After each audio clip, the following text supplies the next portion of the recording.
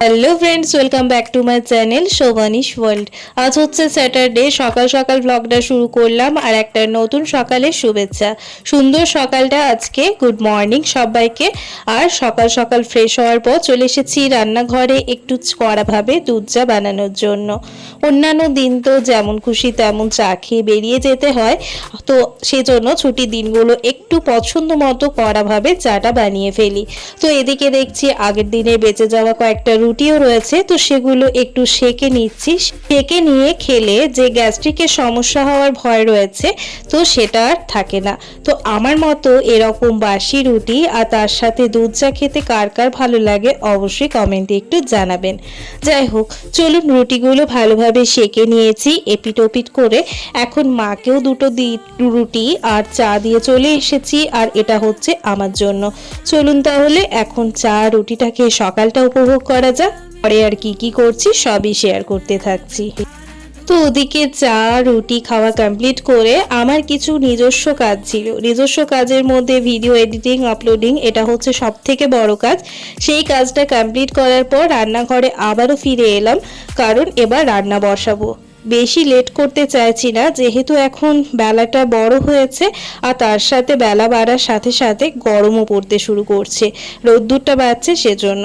তো সেজন্য ভাবছি তাড়াতাড়ি রান্নাটা কমপ্লিট করে নিলে ছুটি হয় আর তার সাথে গরমটাও কম লাগবে। তো এদিকে আমি প্রথমেই মুসুর ডাল বসিয়ে দিচ্ছি। এগুলো হচ্ছে কাঁচা টমেটো। কাঁচা টমেটো দিয়ে আজকে একটু মুসুর ডাল বানাচ্ছি, খেতে বেশ ভালো লাগে, বেশ টকটক হয় আর তার সাথে টেস্টিও লাগে।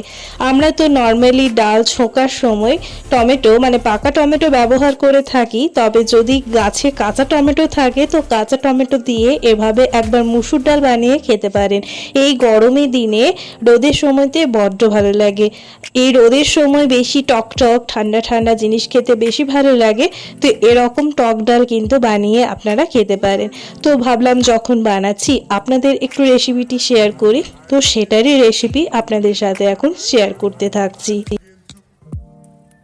আমি এই ডালটা একেবারে প্রেসার কুকারে বানিয়ে নিচ্ছি, কারণ দুবার আর ঝামেলা রাখছি না।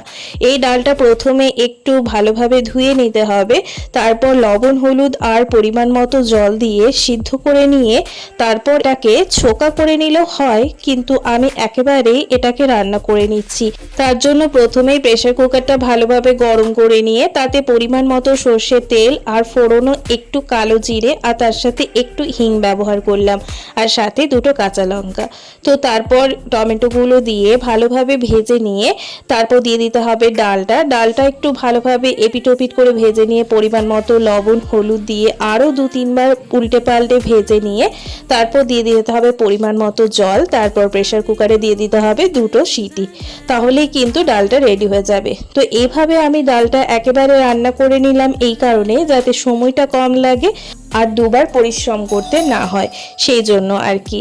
তো ওদিকে তারপর আমি নিম পাতা ভাজা করব আজকে একটু, সেজন্য ছোট ছোট আলুগুলো কেটে নিয়ে সিদ্ধ করতে বসিয়ে এলাম। তারপর একটু মুড়ি আর আলু আর টমেটো মাখা দিয়ে একটু ব্রেকফাস্টটা কমপ্লিট করতে এলাম। আচ্ছা, হালকা করে টিফিন কমপ্লিট করার পর এখন আমি আর মা মিলে চলে এসেছি আমাদের বাড়ির বাগানটার দিকে। এই বাগানটায় ইদানিং এখন আর নজর দেওয়াই হচ্ছে না, তার ফলে গাছগুলোর অবস্থা দেখুন পুরো শুকনো হয়ে যাচ্ছে, কারণ দুপুরবেলা করে এখন প্রচণ্ড রোদ্দুর হয়ে যাচ্ছে। আর তাছাড়া বিকেলবেলা চলে যাচ্ছি হাঁটার জন্য আর আসার সময় সন্ধে হয়ে যাচ্ছে, সেজন্য আর কি। এই যে বেগুন গাছটা দেখছেন, এই একটা বেগুন গাছ অনেক দিন হলো রয়েছে। তো এই বেগুন গাছটার বারণ তো সেভাবে নেই, তবে হ্যাঁ ফুল আসছিল আর কয়েকটা ছোট ছোট বেগুন হয়েছিল। তবে ওই যে আছে হনুমানজি, আসার পর সমস্ত বেগুন সাফ করে দিয়ে চলে যায়। তো এই কয়েকটা বেগুন যখন হয়েছিল বেশ ছোট্ট ছোট ছিল, তখন এই কালো কালো যে প্যাকেটগুলো ছিল সেই প্যাকেটগুলো মাকে বলেছিলাম বেঁধে দিতে। তো এই কালো পলিথিনগুলো একটু বেঁধে দেওয়া হয়েছে, তার ফলে বেগুনগুলো দেখছি রয়েছে। আর কয়েকটা দিন হনুমানজিও আসেনি, সেজন্য এই বেগুনগুলো আজকে তোলার পরিকল্পনা করেছি, তো সেটাই তুলতে এলাম আর আপনাদের সাথে একটু শেয়ার করলাম। দেখুন কি সুন্দর হয়েছে বেগুনটা। এই বেগুনটা হয়েছে সব থেকে বেশি সাইজে বড় হয়েছে আর কি। আর বাড়ির বেগুন কিন্তু বড্ড ভালো লাগে খেতে। বাড়ির যে কোনো জিনিসই কিন্তু এক আলাদাই ভালো লাগে খেতে। যত না খেতে ভালো লাগে তার থেকেও বেশি ভালো লাগে সেই জিনিসটা গাছ থেকে তোলার সময়। তো সেজন্যই আমি আর মা মিলে এসেছিলাম বেগুনগুলো একটু তুলে নিতে। আর এদিকে একটা মটরশুঁটি গাছ, জানি না কখন বীজ পড়েছে, আপনা আপনি হয়ে গেছে বীজ পড়ে। তো এই গাছটায় দেখছি আবার বেশ কয়েকটা মটরশুঁটি হয়েছে ছোট্ট ছোট্ট। তো সেই মটরশুঁটিগুলো ছোট্ট ছোট্ট হয়েছে, যখন তুলে নিলাম বেশ ভেতরটা বেশ মনে হচ্ছে একটু পুষ্টিলো হয়েছে। তো এই রকম একটু মানে পুষ্টিলো হলে দেখি মিষ্টি লাগে খেতে। আগের ইয়ারেও হয়েছিল, আবার এই ইয়ারেও হয়েছে। তো চলুন এই মটরশুঁটিগুলো নিয়ে নিই আর তার সাথে বেগুনগুলো তুলে নিয়ে আপনাদের সাথে শেয়ার করছি কতগুলো হলো। তো বেগুন তোলার অভিযান কমপ্লিট। এই দেখুন এতগুলো বেগুন পেয়েছি, বড্ড ভালো লাগে ভাজা খেতে। এগুলো আজকে রাত্রিবেলা ভাজা করব। আর তার সাথে এই মটরশুঁটিগুলোও পেয়েছি। চলুন এখন রান্নাটা কমপ্লিট করি। ফিরে এলাম রান্নাঘরে। এদিকে পাটের শাক বসিয়েছে মা হাঁড়ির মধ্যে। এই পাটের শাকটা এদিকে হোক আর ওদিকে ততক্ষণে আমি যে আলুগুলো সিদ্ধ করতে দিয়েছিলাম সেটা সিদ্ধ হয়ে গেছে। এই আলু দিয়ে আর নিম পাতা দিয়ে একটু ভাজা করব। গরম ভাতের সাথে এই সিজনে বেশ তেতো তেতো নিম আলু ভাজা বেশ ভালো লাগে খেতে। আমার তো বড্ড ভালো লাগে। তবে হ্যাঁ, সবার ভালো লাগা তো আর এক নয়। আমি পছন্দ করি, আবার মিস্টার ঘোষ আবার একদমই খায় না। তো সেরকমই হচ্ছে ব্যাপার। মানে একটা জিনিস যে সবাই পছন্দ করবে বা সবারই পছন্দ যে সমান হবে এরকম তো কোনো কথা নয়। আমি হয়তো বললাম যে আমার নিম আলু ভাজা ভালো লাগে, তো এই কথাটা শুনে এরকম অনেক বন্ধু রয়েছে যারা কিন্তু নাক সিটকাচ্ছেন। যাই হোক, সত্যিই আমার ভালো লাগে খেতে। আর যারা খান না, আমি বলবো এই নিম আলু ভাজা এই সিজনে একটু খাওয়ার চেষ্টা করবেন, বড্ড উপকার হয়। আচ্ছা, তো এদিকে তো মুসুর ডাল যেটা কাঁচা টমেটো দিয়ে বানিয়েছি সেটা তো রেডি হয়ে গেছে। আর ওদিকে ততক্ষণে নিম আলুটা আমি বসিয়েছি। ডালটা দেখুন কি সুন্দর সিদ্ধ হয়েছে। আমি শুধুমাত্র 2টো সিটি দিয়ে কিন্তু নামিয়ে নিয়েছি। এটা চাইলে পেঁয়াজ দিয়ে ছোকাও করে নিতে পারেন আর তার সাথে একটু মিষ্টির জন্য চিনিও মিক্স করতে পারেন। আমি হালকা করে একটু চিনি দিলাম। মসুর ডাল একটু মিষ্টি মিষ্টি ভালো লাগে সেজন্য আর কি। আপনারা চাইলে এটা স্কিপও করতে পারেন। চলুন এখন বাকি রান্নাগুলো ঝটপট করে কমপ্লিট করে নিই। 2000 years later. ফিরে এলাম অনেকটা সময় পরে। আমার সমস্ত রান্না কিন্তু কমপ্লিট হয়ে গেছে, গুছিয়ে রেখেও নিয়েছি। এখানে রয়েছে পাটের শাক, সিজনের প্রথম পাটের শাক, বড্ড ভালো লাগে।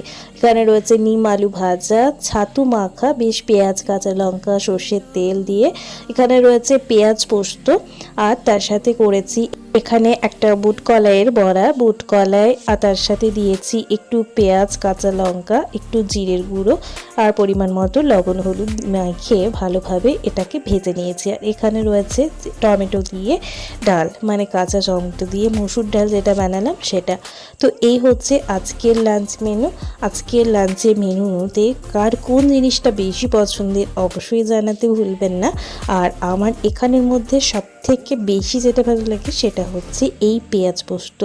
গরম ভাতের সাথে পেঁয়াজ পোস্ত, তার সাথে এই গরম গরম মসুর ডাল, জাস্ট অমৃত।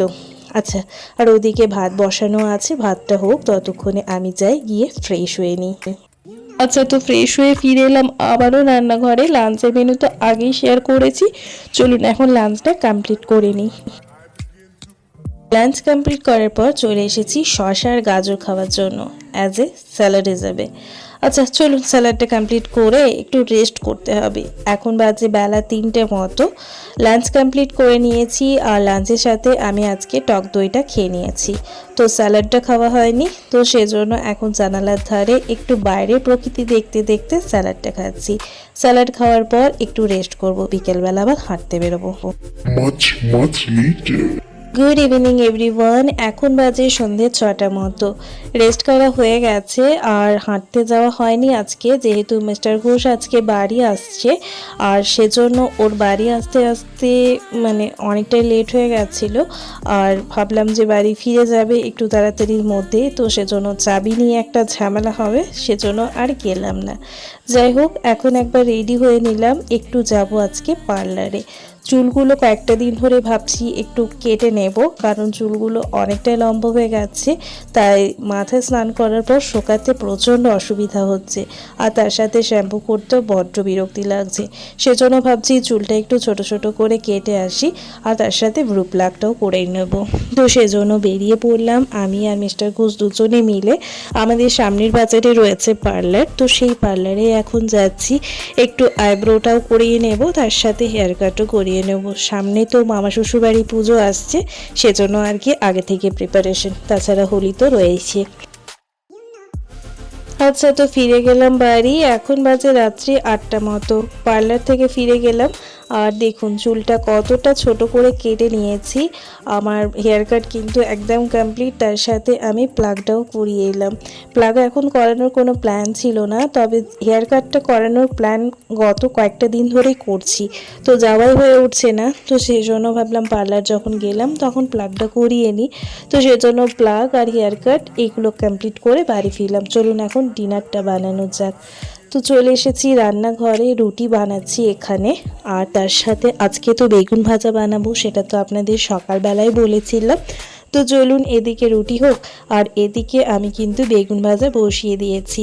যেহেতু অনেকটাই লেট হয়ে গেছে, সেজন্য আর সময় নষ্ট না করে দুটো ওভেনে দুটো কাজ করে নিচ্ছি। আচ্ছা, তো ডিনার বানানো কমপ্লিট, তার সাথে ডিনার সার্ভ করাও কমপ্লিট। এখন চলুন ডিনারটা সবাইকে সার্ভ করে দিই আর আমি নিজেও খেয়ে নিই। আর আজকের মতো ব্লগটি তাহলে এইটুকুই। ব্লগটি যদি কিছু ভালো লেগে থাকে অবশ্যই একটা লাইক, কমেন্ট আর শেয়ার করে দেবেন। দেখা হচ্ছে খুব তাড়াতাড়ি নতুন একটি ভিডিওর সাথে। ততক্ষণ পর্যন্ত সবাই ভালো থাকুন, সুস্থ থাকুন। ধন্যবাদ। শুভরাত্রি।